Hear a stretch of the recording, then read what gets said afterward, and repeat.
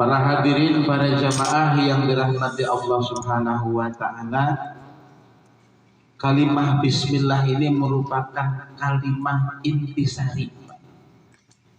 Allah Subhanahu wa taala menurunkan 4 kitab, 104 suhuf, ya. Itu 4 kitab.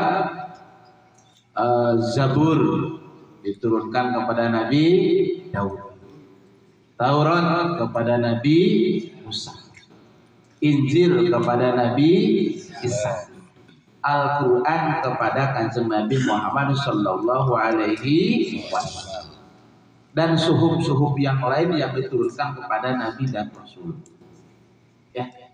Nah, ini kitab yang 3, Pak, ya, Taurat, Injil dan Zabur serta suhuf-suhuf yang lain dirangkum, ya, di dalam kitab suci Al-Quran. Jadi sudah kita itu tidak usah belajar Injil lagi, sudah tidak usah belajar Taurat lagi, sudah tidak usah belajar Zabur lagi, cukup belajar Al-Quran sama, ya, dengan mempelajari, dengan membaca kitab-kitab Allah yang lain. Jadi Al-Quran itu merupakan penyempurna, ya, dari kitab-kitab Allah yang lain dikumpulkan di situ. Ya. Nah, kitab Al-Quran yang terdiri dari 30 juz, 6.666 ayat, kemudian 114 surat, Pak, itu dirangkum lagi dalam surat Al-Fatihah. Ya.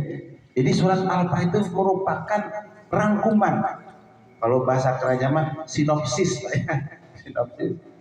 Nah, atau induknya, ya, umul kitab. Jadi seluruh Al-Quran, Pak, itu dirangkum, ya, di dalam surat Al-Fatihah. Jadi surat Al-Fatihah itu merupakan sinopsis dari seluruh Al-Quran. Nah, kemudian para hadirin, para jamaah, surat Al-Fatihah dirangkum lagi dalam kalimat Bismillahirrahmanirrahim. Bismillahirrahmanirrahim ini sungguh luar biasa, Pak. Baginda Nabi bersabda, kullu amrin dibalin la yubda'u bi bismillahirrahmanirrahim fahuwa aqta. Jadi apabila kita melakukan perkara yang baik, ya, melakukan sesuatu yang bagus, itu tidak diawali dengan bismillah, maka bagaikan hewan yang terkena penyakit lepra. Tahu nggak lepra apa? Koreng, gitu ya. Ya, kita misalkan lihat kucingnya korengan, ini kayaknya kurang serak, tuh, Pak, ya, kurang bagus. Tapi kalau misalkan kita lihat hewannya kulitnya bagus, bulunya mulus, misalkan, kita senang walaupun ke hewan. Nah, sesuatu yang punya nilai bagus ketika tidak diawali dengan bismillah, maka itu bagaikan hewan yang terkena penyakit lepra, kurang bagus. Nah, alias tidak ada barokahnya. Jadi usahakan para hadirin, para jamaah, ketika kita melakukan sesuatu yang baik, Pak, ya, nah, hendaknya diawali dengan membaca Bismillahirrahmanirrahim. Sampai Bapak misalkan pengen hubungan dengan istri, baca bismillah. Nah, ceklak aja, Pak, ya. Ceklak. Awas, hati-hati, Pak, ya. Kalau misalkan asal ceklak saja, itu setan ngikutin, Pak. Ya, setan ngikutin, pernah. Itu setan protes sama Allah. Ya. Protes. Ya Allah, saya ini bininya siapa? Oh, pengen punya bini? Ya iya. Nah, kalau kamu pengen punya bini, tuh, ya, lihat ada orang yang berhubungan dengan istrinya tidak diawali dengan baca bismillah, kamu temenin, kamu ikutin. Jadi kalau misalkan ditampakkan apa, ya, ada orang nih berhubungan dengan istrinya, itu ngikutin ya empul-empulan di kontaknya.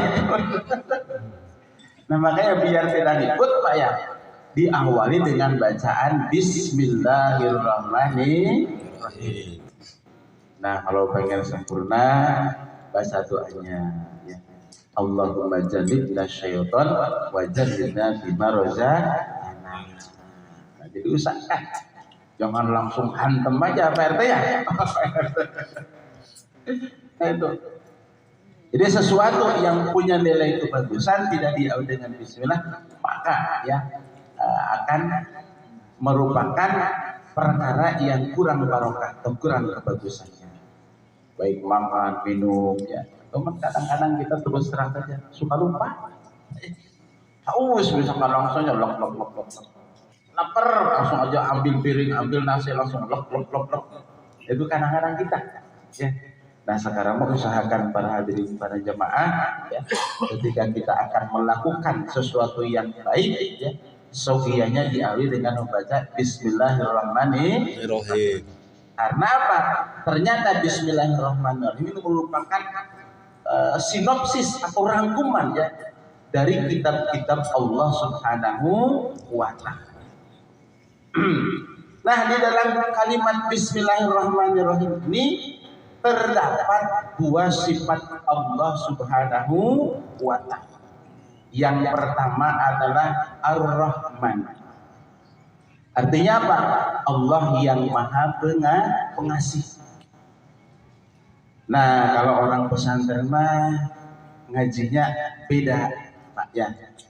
Jadi ketika misalkan di terjemahan Bismillahirrahmanirrahim dengan menyebut nama Allah yang Maha Pengasih lagi Maha Penyayang. Udah itu doang. Nah, tapi kalau di pesantren lain, Pak, ada sedikit tambahan ya. Bismillahirrahmanirrahim ngaji ingsun ing iki kitab ya. Kelawan nyebut asmane Allah, sifati Allah Ar-Rahmani kang welas asih ing dalam dunia maring wong mukmin lan wong kafir. Jadi Allah Subhanahu wa Ta'ala menurunkan sifat Rahman ini di dunia.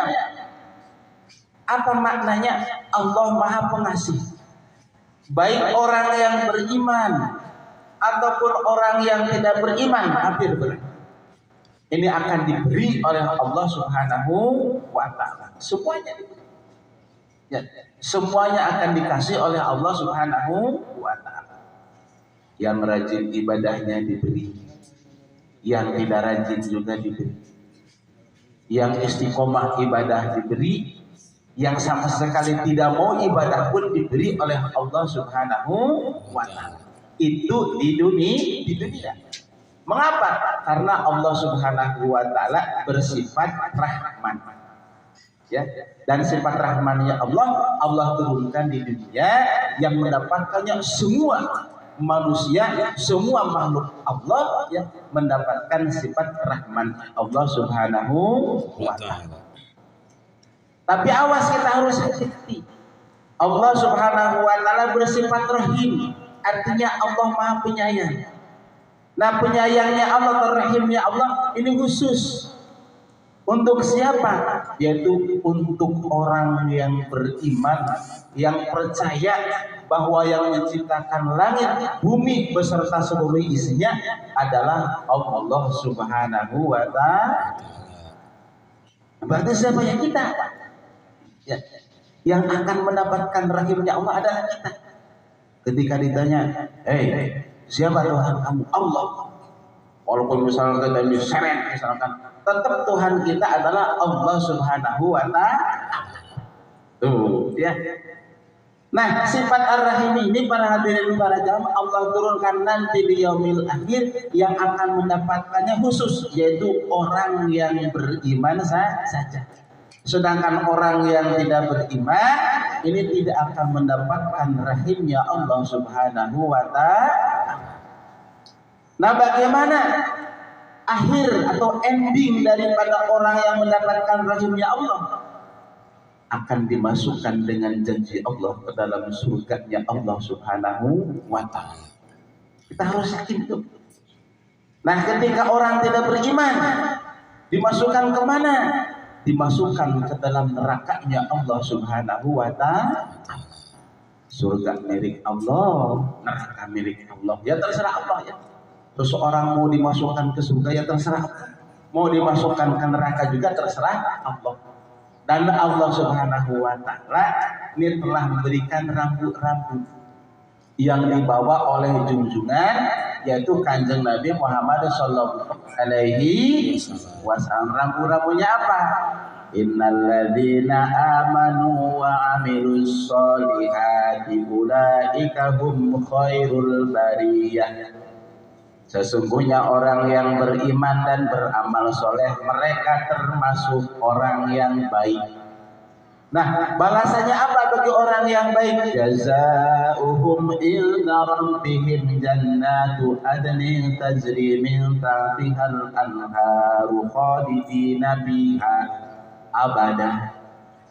Balasan bagi orang yang beriman dan beramal soleh, para hadirin para jamaah surga yang penuh dengan kenikmatan, penuh dengan kebahagiaan. Di sana mah kita tidak usah nyuci lagi, Pak.